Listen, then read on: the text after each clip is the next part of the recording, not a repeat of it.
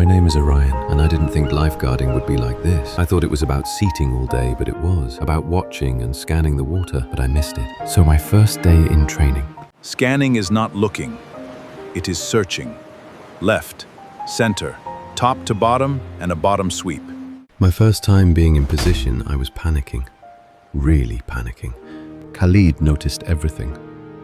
He just didn't say anything yet. By midday, that wave pool was a completely different world. I don't know how else to describe it. One minute it was silver and still, and then suddenly it was just bodies everywhere, color, motion, families with towels and coolers, kids shrieking like only kids do when they're in water on a hot day.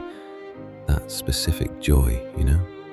Like nothing bad has ever happened to anyone, anywhere.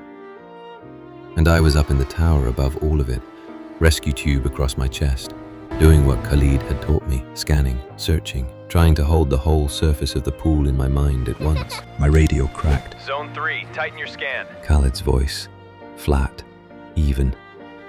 Copy. I said, and I pressed my eyes harder into the work, sweat sliding down past my temple, glare bouncing white and sharp off every wave. I was focused. I thought I was focused. What I didn't know, what I couldn't see, was that below the surface, where all that noise became a muffled hum, a small boy had slipped sideways. Not dramatically, not the way people imagine it, arms flailing, screaming, calling for help. That's not what drowning looks like. He just slipped, legs swinging from horizontal to vertical, body sinking by inches quietly, while the world above kept laughing and splashing and not noticing. My eyes passed over that section of the pool and kept moving. I want you to understand what that means.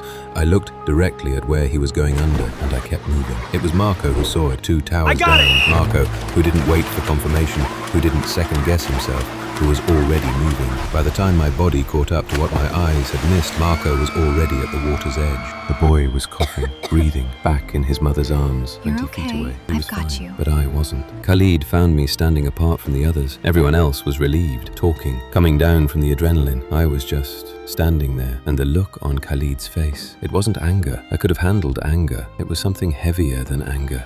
You saw it late. He said. I tried to explain. I thought he was playing. I said. You do not think. You confirm. If you don't know, go.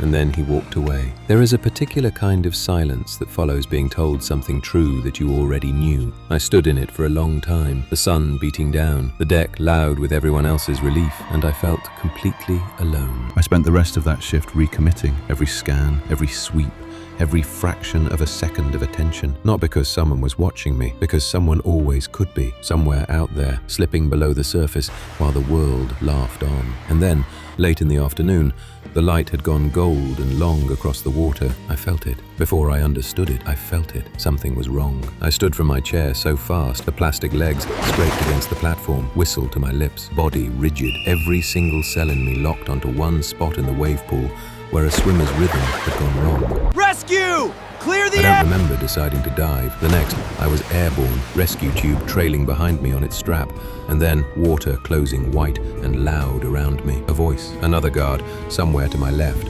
On your left! I turned. I reached the swimmer, got an arm under him, kicked for the surface. Behind me, I could hear Khalid, calm as ever, like he'd been through this 1,000 times. Control the space. Keep it clear. I pulled the swimmer onto the deck, kneeled beside him. You're okay. Breathe. Stay with me. By sunset, the pool had emptied. I sat alone in the tower, the water beneath me gone still again, pink now from the reflected sky.